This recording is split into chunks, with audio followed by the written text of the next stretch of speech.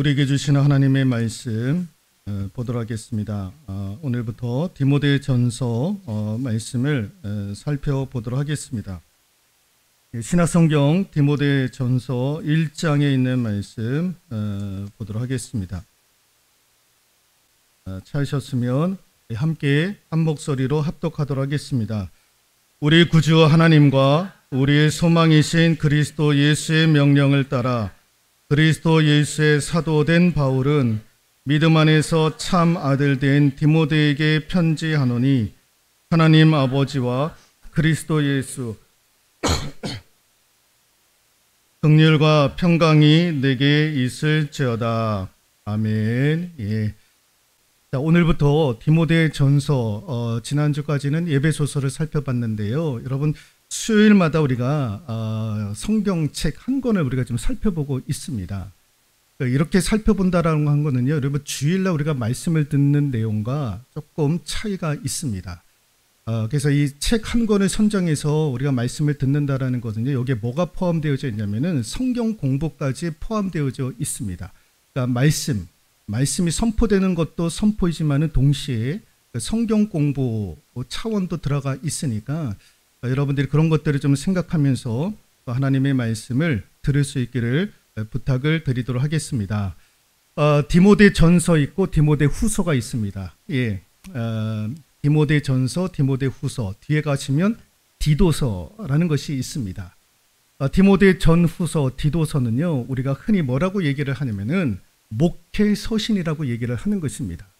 오늘 사도 바울이 1장 1절에서 2절에 있는 말씀을 통해서 뭐라고 얘기를 하냐면은 자기가 사도 바울이 구주 하나님과 우리의 소망이신 예수 그리스도의 명령을 따라 사도가 되었다라고 얘기를 하면서 믿음 안에서 참 아들 된 디모데에게 편지하노니라고 되어져 있습니다. 사도 바울이 디모데에게 편지를 하는 거예요. 편지를 쓰는 거죠. 근데 이 디모데를 사도 바울이 어떻게 여겼느냐? 제자로만 여긴 것이 아니라 아들처럼 여겼던. 그러니까 사도 바울은 자기가 낳은 아들은 아니지만 이 디모데를 마치 아들처럼 그렇게 굉장히 소중하게 여겼던 제자였던 디모데에게 편지를 쓰는 거예요. 무슨 편지냐? 에베소 교회. 지금 사도 바울이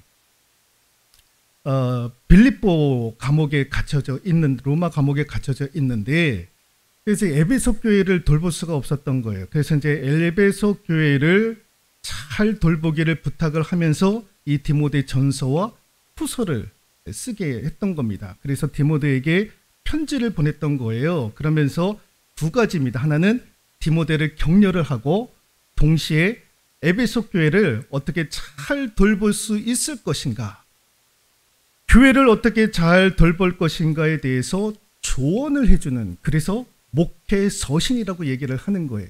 어떻게 하면 교회를 주의 종으로서 잘 돌볼 수 있겠는가에 대한 조언을 아낌없이 해주는 것이 바로 이 디모데 전서, 후서, 디도서라는 거예요. 그래서 여러분들이 디모데 전서와 후서와 디도서서 읽을 때에는 이거는 목회서신이구나, 교회를 어떻게 잘 돌보게 하려는 사도 바울의 조언이 담겨져 있는 말씀이구나라고 생각을 하고 이해를 하시면서 말씀을 읽으시면 좋겠습니다. 그러면서 오늘 사도 바울이 자신을 사도로 인정해 주신 그 하나님과 예수 그리스도에 대해서 이렇게 설명을 합니다. 우리 구주 하나님과 우리의 소망이신 그리스도 예수라고 되어져 있습니다. 하나님을 그냥 하나님이라고 말씀하지 아니하고 구주 하나님, 구주라고 하는 단어를 사용하고 있습니다. 이게 무슨 말이냐면은 구주는 구원하시고 건져내시며 인도하시는 하나님이시다. 죄에서 구원하시고 우리의 모든 환난에서 건져내시고 건져내실 뿐만 아니라 우리의 길을 인도해 가시는 하나님, 구주 하나님. 죄에서 구원하시고 모든 환난과 고난에서 우리를 건져내실 뿐만 아니라 우리 인생길을 인도해 가시는 하나님, 그렇게 사도 바울이 규정을 하고 있습니다. 우리 구주 하나님, 우리 하나님은 구주 하나님이시다라는 것입니다. 여러분, 인간은요, 누구를 의지해야 될 그러한 대상이 필요한 존재입니다. 그러니까 혼자 살아가는 사람들이 지금 많다고는 하지만 누군가를 늘 의지할 수밖에 없는 그런 존재입니다. 그래서 옛날에는 우상을 의지하기도 했고, 뭐 부모를 의지하게 됐고, 친구를 의지하고, 사람을 의지하고, 사람이 아니더라도 그 어떤 것들을 의지할 수 있는 그런 대상이 필요로 하는 존재가 인간입니다. 왜 그런가? 하나님께서 인간을 연약한 존재로 지으셨기 때문에 그렇다라는 것입니다. 그래서 사람은요, 누구를 의지해야 될 대상이 필요한 존재인 거예요. 그런데 하나님이 그렇게 연약한 존재로 인간을 지으신 것은 하나님의 또 다른 사랑이 포함되어져 있는 거예요. 여러분, 하나님은 인간을 사랑하셔서 하나님 없이 못 사는 줄 알게 하시는 거예요. 그래서 인간이 왜 연약한 존재냐? 너희들은 하나님 아니면 살 수 없어 라는 것을 알려주시기 위해서 우리 인간을 연약하게 하나님께서 창조를 하신 거예요. 그래서 여러분, 은혜 중에 은혜가요, 우리가 죄인된 우리가 구원받는 것도 은혜 중에 은혜이지만은 또 하나의 은혜가 무엇이냐? 같이 한번 읽어볼까요? 하나님 없이 못 사는 줄 아는 것, 하나님 없이 못 사는 줄 깨닫는 것, 이게 또 은혜 중에 은혜인 거예요. 하나님 없이는 안 된다라는 거예요. 하나님을 철저하게 의지하는 것. 그래서 여러분, 은혜가 충만하면 나는 하나님 없이 못 사는 존재다. 왜? 내가 연약한 존재이니까. 그런데 여러분, 은혜와 멀어지기 시작하면, 여러분, 은혜와 반대로 가기 시작하면 어떻게 되느냐? 하나님 없이도 살 수 있다가 되는 거예요. 은혜로 충만하면 하나님 없이 못 산다라는 고백이 나오지만, 은혜와 멀어지고 떨어지면 나는 하나님 없이도 살아갈 수 있다. 여러분, 사울 왕이 하나님과 은혜가 충만했을 때에는 겸손했어요. 근데 그가 은혜와 멀어지고 은혜가 떨어지니까 그때서부터 어떻게 됩니까? 자기 힘으로 하잖아요. 자기 지혜로, 자기 머리로, 자기 능력으로, 하나님 없이도, 하나님 의지하지 않더라도 할 수 있다라는 거예요. 그래서 성경은요, 우리는 누구를 의지해야 될 연약한 존재이지만, 근데 그걸 누구를 의지할 것이냐? 사람을 의지하지 말라라는 거예요. 그 어떤 것도 의지하지 말라라는 거예요. 성경이 우리에게 주는 메시지가 무엇이냐? 이겁니다. 시편 146편 3절에 있는 말씀인데 읽어볼까요? 귀인들을 의지하지 말며 도울 힘이 없는 인생도 의지하지 말지니라 라는 거예요. 힘 있는 사람 의지하지 말고 도울 힘이 없는 인생도 의지하지 말라라는 거예요. 왜? 그 이유에 대해서 다음 구절은 이렇게 설명을 합니다. 읽어볼까요? 그의 호흡이 끊어지면 흙으로 돌아가서 그날에 그의 생각이 소멸하리로다 라고 되어져 있는 거예요. 의지할 만한, 저 사람은 내가 의지할 만한 든든한 사람이야 했는데도 그런 의지할 만한 분이 때로는 쉽게 변할 수도 있는 거예요. 여러분, 사람은요, 쉽게 변하는 거예요. 안 변할 것 같죠? 쉽게 변하는 거예요. 여러분, 쉽게 변하지 않더라도 그의 호흡이 언제 끊어질지 모르는 거예요. 내가 의지하고 있는 그 대상의 그 사람이 언제 어떻게 호흡이 끊어질지 우리는 모르는 거예요. 지금 당장 내가 의지하고 있는 그 사람이 하나님이 언제 호흡을 끊으실지 모르는 거예요. 그의 호흡을 끊어지면 내가 의지할 대상이 사라지는 것 아닙니까? 그러니까 사람을 의지하고 어떤 것도 의지하지 말라라는 것이 성경이 우리에게 주는 메시지인 거예요. 그런데 이럼에도 불구하고 사람들이 하나님을 의지하지 않고 다른 것들을 의지하는 거예요. 믿는 우리들조차도 성경에서 이렇게 강력한 메시지를 우리에게 주고 있음에도 불구하고 믿음의 사람들도 하나님을 의지하는 것보다도 물질을 의지하고 권력을 의지하고 사람을 의지하는 거예요. 여러분, 그렇게 될 때에 하나님은 어떻게 하시느냐? 하다가 말을 안 들으면 그것을 빼앗는다든가 아니면 그 의지하던 것 때문에 큰 화를 당하게 한다거나 둘 중에 하나를 하시는 거예요. 내가 의지하는 그 대상을 하나님께서 빼앗아 간다거나 아니면 내가 의지하는 그것을 가지고 그것 때문에 내가 화를 당하고 그것 때문에 내가 어려움을 당하게 하시는 거예요. 둘 중에 하나를 하나님께서 하시는 거예요. 깨닫게 하시는 거예요. 그래서 사도행전 17장 28절 읽어볼까요? 우리가 그를 힘입어 살며 기동하며 존재하느냐. 우리의 존재는요, 그를 힘입어, 하나님을 힘입어, 예수 그리스도를 힘입어 살며 기동하며 움직인다라는 거예요. 움직인다라는. 우리는 예수 안에서 숨쉬고 움직이며 살아가는 존재다라고 성경은 그렇게 말씀을 하고 있는 거예요. 그래서 우리는 누구를 의지해야 되느냐? 전능하신 하나님, 구주 하나님, 죄에서 우리를 건져주시고 고난과 환난에서 우리를 건져주시고 우리의 길을 인도하여 가시는 하나님만을 의지해야 된다는 것입니다. 1634년에 화면에서 보시는 독일 남부 지방에 오버아마가우라고 하는 이 마을이 있습니다. 그러니까 독일에서 남부 지방의 산골 마을이에요. 이 오버아마가우라고 하는 이 마을은요, 굉장히 고지대에 있고 그래서 날씨도 추울 뿐만 아니라 농사를 짓기 어려운 환경을 가지고 있는 마을 가운데 한 곳입니다. 그러니까 산골짜기인 거예요. 우리나라식으로 얘기하면. 근데 1934년도 1600년에는요, 뭐가 있었느냐? 유럽에 뭐가 강타를 했냐면은 전염병이 강타를 했던 거예요. 그래서 이제 독일도 이 전염병에서 안전한 나라가 되지를 못했던 거죠. 유럽을 강타를 했으니까. 코로나19가 세상을 강타했던 것처럼 독일에도 이 흑사병이 유럽을 휩쓸고 있었던 거예요. 그런데 이 마을에 어떤 분이 다른 마을로 가서 돈벌이를 하려고 다른 마을로 갔다가 이 흑사병에 걸려가지고 돌아오게 되었던 거예요. 그 사람 때문에 이 마을 전체가 또 전염이 되는 그런 안타까운 일들이 있었고 많은 사람들이 죽음으로 실려나가는 그런 일들이 있었던 거예요. 이 조그마한 마을에 그런 일이 있으니 하루아침에 그냥 그 전염병 때문에 사람들이 죽어나가는 거예요. 그때 이 주민들이 마을회관에서 모여가지고 무슨 기도를 하게 되었냐면은, 여러분 독일은 루터교 아닙니까? 종교개혁자 루터. 그래서 여기가 지금도 이제 신앙을 붙잡고 있는 나라가 이제 독일인데, 마을 주민들이 모여가지고 기도하기 시작을 하는 거예요. 이 전염병으로부터 우리를 구원해 주신다면 앞으로 우리 마을이 10년마다 한 번씩 예수님의 고난과 죽음과 십자가의 부활을 기념하는 연극을 만들어서 하나님 앞에 바치겠습니다라고 하는 기도의 내용을 하나 올리게 되는 거예요.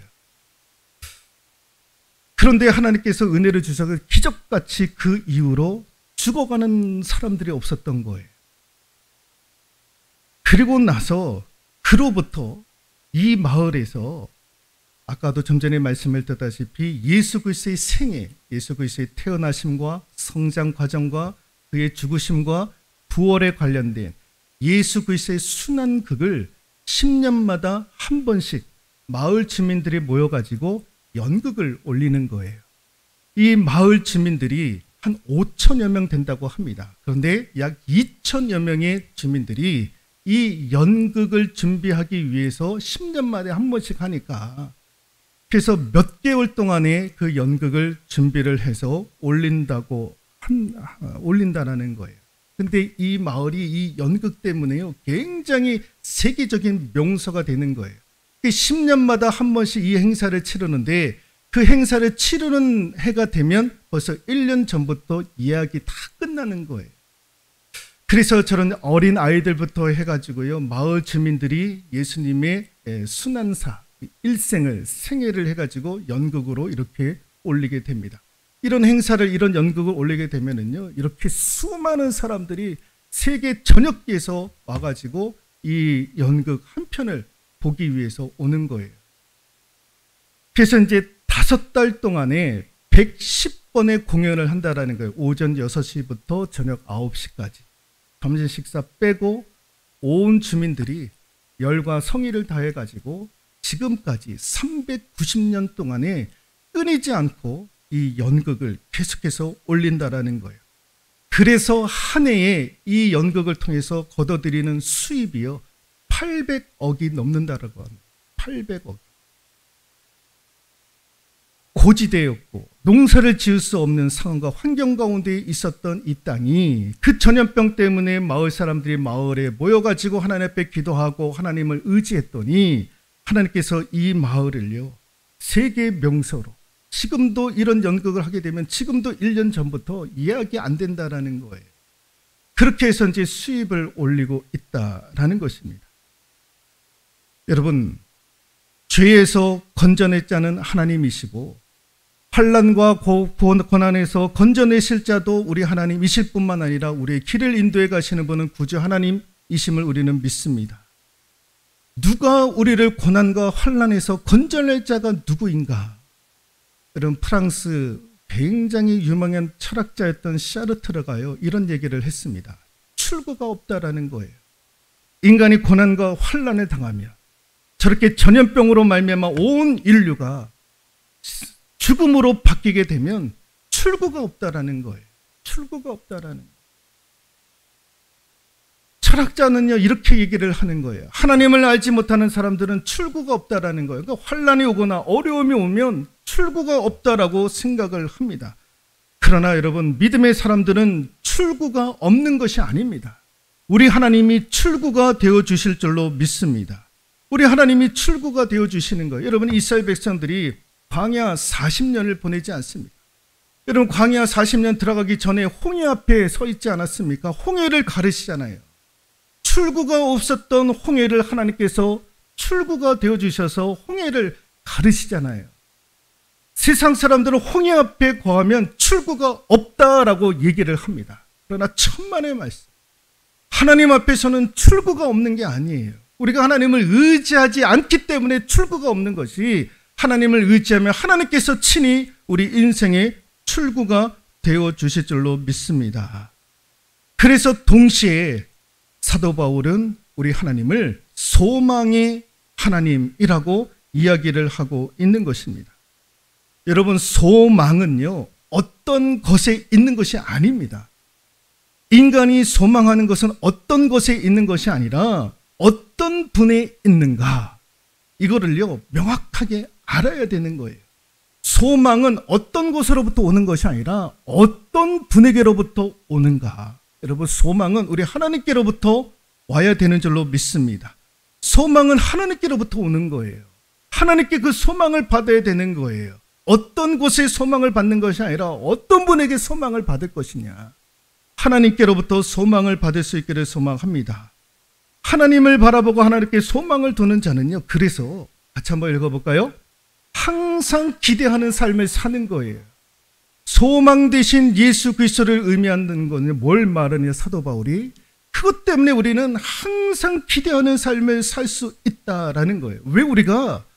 왜 믿음의 성도들이 소망 대신 예수 그리스도를 바라볼 때 항상 기대하는 삶을 살 수밖에 없는가? 여러분, 이사야 선지자가 이런 얘기를 했습니다. 이사야 43장 19절에서 20절 읽어볼까요? 보라, 내가 새 일을 행하리니 이제 나타낼 것이라. 너희가 그것을 알지 못하겠느냐? 정령이 내가 광야의 길과 사막의 강을 내리니 장차 들짐승 곧 승냥이와 타조도 나를 존경할 것은 내가 광야의 물을 사막의 강들을 내어 내 백성 내가 택한 자에게 마시게 할 것임이니라. 보라, 내가 새 일을 행하리라. 하나님의 새 일을 행하신다라는 거예요.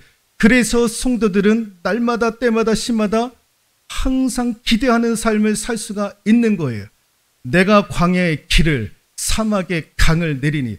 광야의 길을 내는 사람이 어디 있습니까? 사막의 강을 내릴 수 있는 사람이 어디 있습니까? 지금도 여러분, 광야가 있는 곳이 얼마나 많이 있습니까? 사막이 있는 곳이 얼마나 많이 있습니까? 지금 사람이 개발을 못하는 거예요. 개발을. 수많은 광야 사막이 있다 할지라도 길을 내거나 물을 내거나 강을 낼 수 있는 사람들이 없는 거예요. 그러나 그 일을 하시는 분이 누구냐? 우리 하나님 여호와이시다라는 거예요. 그래서 광야의 길을 사막에 물을 내시는 하나님을 우리가 믿는다면 새 일을 행하시는 그 하나님 때문에 우리가 날마다 때마다 시마다 기대하는 삶을 살 수가 있는 거예요. 새 일을 행하리라. 새 일. 왜 이사야 선지자가 이런 얘기를 했냐면은, 여러분, 페르시아 왕 고레스 때에 이스라엘 백성들이 바벨론의 포로로 붙잡혀가지 않았습니까? 바벨론의 포로로 붙잡혀갔다가 그 다음에 세계를 정복했던 페르시아 고레스 왕 때에 갑자기 하루아침에 고향 땅으로 돌아오는 일들이 있었던 거예요. 바벨론에서 노예 생활을 하고 있었다가 전혀 꿈도 꾸지 않았는데 하나님께서 은혜의 문을 열어주셔가지고 이스라엘 백성들이 고국 땅으로 돌아오는 그 길을 하나님께서 열어주셨던 거예요. 마치 광야에서 길을, 사막에서 강을 내듯이 하나님께서 하루아침에 그런 길을 열어주셨던 거예요. 그래서 하나님은 새 일을 사람이 생각지도 못했던 방식으로 하나님께서 길을 열어 가시거든요. 그래서 그 새 일을 행하시는 그 하나님 때문에 우리는 날마다 기대하는 삶을 살아갈 수 있어야 된다라는 거죠. 여러분, 우리가 내일 새로운 아침을 맞이하게 될 것입니다. 기대하며 내일 하루를 맞이할 수 있기를 소망합니다. 늘 기대하면서. 우리는 할 수 없지만 우리 하나님은 새 일을 행하신다라는 것을 믿고 그 하나님 의지하여 기대하는 삶을 품을 수 있기를 소망합니다. 두 번째, 소망의 예수 그리스도를 바라보면 같이 한번 읽어볼까요? 승리의 확신을 가지고 살아가게 하시는 거예요. 소망의 예수 그리스도를 바라보면 승리의 확신을 가지고 사는 거죠. 고린도 후서 2장 14절 읽어볼까요? 항상 우리를 그리스도 안에서 이기게 하시고, 여기 항상이라고 하는 단어는요, 모든 시간과 모든 문제까지를 포함을 하는 거예요. 모든 시간과 모든 문제에서 우리를 이기게 하신다라는 거죠. 우리를 이기게 하시는 분은 하나님이신 거예요. 여러분, 이스라엘 백성들이 광야를 40년을 보내지 않습니까? 거기에서 이기는 거예요. 결국에는 젖과 꿀이 흐르는 가나안 땅으로 진입하지 않았습니까? 그때 하나님께서 이스라엘 백성들이 광야 40년 이길 수 있도록 때로는 구름 기둥과 불 기둥으로, 때로는 반석에서 물을 내시게 하시고 만나와 메추라기를 먹이시고, 그러면서 하나님께서 광야 40년을 이기게 하시는 거예요. 그들의 마지막이 어떠했습니까? 옷이 헤어지지 않고 발이 부르트지 아니했다. 이게 무슨 말씀입니까? 광야 40년 하나님께서 그들을 이기게 하셨다라는 거예요. 우리 인생길을 승리로 이기게 하시는 분은 여호와 하나님이신 거예요. 그래서 사람은 소망 되신 하나님을 바라봐야 되는 거예요. 여러분, 여러분들의 자녀손들이 하나님께 소망을 두고 하나님 의지하고 바라보면 하나님께서 그들의 길을 인도해 가시는 거예요. 여러분, 부모가 자녀들의 인생을 승리케 하시는 것이 아니에요. 우리 하나님이 우리 자녀손들을 우리 하나님께서 승리의 길로 인도해 주실 줄로 믿습니다. 우리의 승리를 결정짓게 하시는 분은 우리 하나님이신 거예요. 자, 세 번째 같이 한번 읽어볼까요? 정결케 하는 힘을 주시는 거예요. 소망의 예수 그리스도를 바라보면 우리를 정결케 하는 힘을 주시는 거예요. 여러분, 공자가 이런 얘기를 했잖아요. 40, 사람이 나이를 40을 먹으면 그걸 뭐라고 합니까? 불혹이라고 얘기를 하잖아요. 여러분, 불혹이 무슨 뜻입니까? 미혹을 이긴다라는 거예요. 유혹을 이길 수 있는 나이가 40대라는 거예요. 그러면 30대까지는요, 우리가 유혹을 받는다 할지라도 40이 되면 그때서부터는요, 온갖 유혹으로부터 이길 수 있는 나이가 40인 거예요. 40. 그래서 공자는 불혹이라고 얘기를 했던 거예요. 그런데 40이 되면 여러분, 유혹과 미혹에서 우리가 이길 수 있습니까? 거짓말을 하는 거예요. 공자가. 거짓말. 예. 50이면 지천명이래요. 지천명. 무슨 뜻입니까? 하늘의 뜻을 다 이해한다라는 거예요. 제가 50인데요. 50대이잖아요. 하늘의 뜻을 도저히 모르겠어요. 60이 뭡니까? 이순이라고 그러지 않습니까? 듣는 대로 다 이해를 한다라는 거예요. 듣는 대로 다 이해하십니까? 60대 되면. 공자는요, 다 거짓말하는 거짓말. 네. 40대가 되면 유혹에서 이길 수 있다라는 거예요. 여러분, 아닙니다. 여러분, 유혹은요, 평생 우리에게 따라오는 것이 유혹인 거예요. 있는 자나 배운 자나 배우지 못한 자나 가난한 자나 다 유혹 앞에 걸릴 수가 있는 거예요. 더 잘 되면 더 잘 될수록 여러분, 그 유혹의 덫에 걸릴 수도 있는 거예요. 여러분, 아담과 하와도 유혹에 걸려 넘어지지 않았습니까? 여러분, 다윗도 유혹을 받지 않았습니까? 롯도 그랬고요. 아브라함도 그랬고요. 다 유혹에 그 유혹의 문이 항상 우리를 도사리고 있는 거예요. 이 유혹을 이길 수 있는 힘이 인간에게는 없는 거예요. 불혹을 이길 수 있는 나이가 40대 천만의 말씀입니다. 평생 우리를 따라가는 것이 유혹인 거예요. 이 유혹 앞에 사람들은 얼마든지 넘어질 수가 있는 거예요.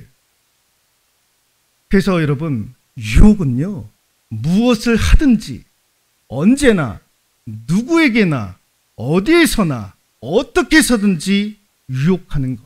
이 유혹인 거예요. 이게 유혹. 무엇을 하든지 언제나 누구에게나 어디서나 어떻게 해서든지. 가난한 사람에게도 유혹이요, 부한 사람에게도 유혹이요. 유혹은요 끊임없이 오는 거예요. 여러분, 엊그제 뉴스를 보셔서 아시겠지만은 영화배우 이선균 씨가 마약 투약을 했다고 신문에 나지 않았습니까? 야, 이선균이 마약을 했대. 충격적인 사건이잖아요.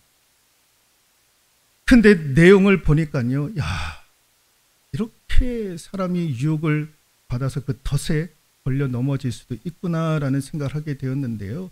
그가 클럽을 드나들었다고 하지 않았습니까? 여러분, 이성균이 드나들었던 클럽은요, 그냥 나이트 클럽이 아니에요. 여러분, 그가 출입했던 클럽은요, 여러분, 돈 있는 사람들만 갈 수 있는, 상위 여러분 10% 안에만 들어갈 수 있는 사람들이 출입하는 그런 클럽이에요. 거기에 있는 여성들은요, 대한민국 최고의 여성들이에요. 미모로 따지면 최고인 거예요.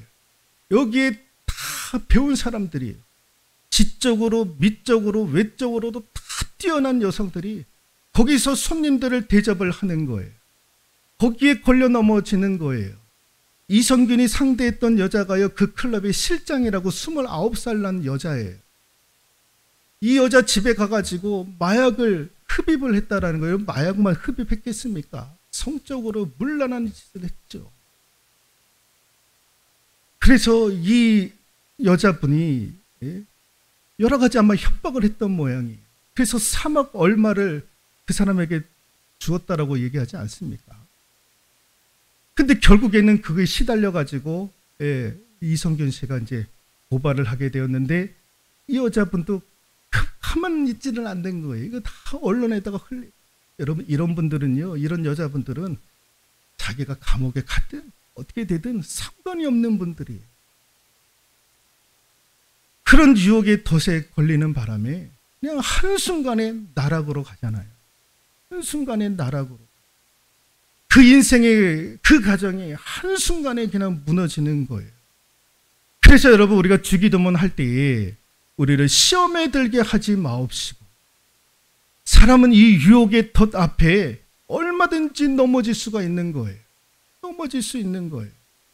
그래서 기도하라는 거예요. 우리를 시험에 들게 하지 마옵소서. 유혹 앞에 시험 들지 않게 해달라고. 그래서 우리는 기도해야 되는 거예요. 그 유혹을 이길 수 있고 그 정결케 하는 힘이 어디서부터 오느냐? 우리 구주 하나님께로부터 오는 거예요. 하나님이 그 유혹 앞에서 우리를 지켜주셔야 우리가 사는 거예요. 여러분, 지금 우리나라는 마약 청정 국가가 아닙니다. 여러분, 얼마든지 마약을 구입을 해서 흡입할 수 있는 나라가 되었던 거예요. 여러분, 우리 자녀들이 어떻게 마약에 손댈지 아무도 모르는 거예요. 하나님께서 지켜주셔야 지킴을 받을 수가 있는 거예요. 사람의 힘으로 안 되는 거예요. 사람의 힘으로 안 되는 거. 그러니 여러분, 우리가 깨어 기도해야 되지 않겠습니까? 이 시대가요, 그렇게 무서운 시대가 되고 말았던 거예요. 여러분, 수많은 유혹들이 우리를 찾아오고요. 여러분, 우리에게만 찾아오는 것이 아니라 여러분들의 자녀 손들에게도 찾아오는 거예요. 여러분, 마약 한 번만 먹어도요, 끊을 수 없는 거예요. 한 번만 마셔도, 한 번만 흡입해도 그거 끊을 수 없는 거예요. 여러분, 남경필 전 경기지사 큰아들이요, 마약을 해가지고 그 끊을 수가 없어가지고 병원에 가도 끊을 수 없으니까 나중에는요, 다시 그거를 흡입을 했던 거예요. 그러고 나서 아버지한테, 남경필 전 지사한테 했던 말이 뭡니까? 아빠, 나 도저히 이거 끊을 수 없으니까 내가 자수하겠다. 내가 교도소 감옥 가지 않으면 내가 이거 끊을 수 없다. 그래가지고 스스로가 자수를 하지 않았습니까? 여러분, 마약은 자수를 해도 경감되지 않습니까? 2년 6개월 지금 형량을 살고 있는 거예요. 특히 자기는 여기 들어오지 않으면, 감옥에 들어오지 않으면 자기는 벌써 죽었다라는 거예요. 제 아들이 그렇게 스스로가 얘기를 하는 거예요. 이런 시대에 우리가 살고 있는 거예요. 얼마나 무서운 시대, 유혹이 많은 시대를 살아가고 있는지 모릅니다. 우리 하나님께서 우리를 정결케 해주시는 힘을 주셔야 우리가 그 유혹 앞에서 승리하게 될 줄로 믿습니다. 오늘 사도 바울은 디모데에게 편지를 보내면서 우리 하나님은 구주 하나님이시다. 죄악 가운데 우리를 구원하시고 환난과 고난에서 우리를 건져내실 뿐만 아니라 우리를 인도해 가시는 그 하나님을 의지해야 된다라는 것입니다. 그리고 그 하나님은 소망의 하나님이시다라는 거예요.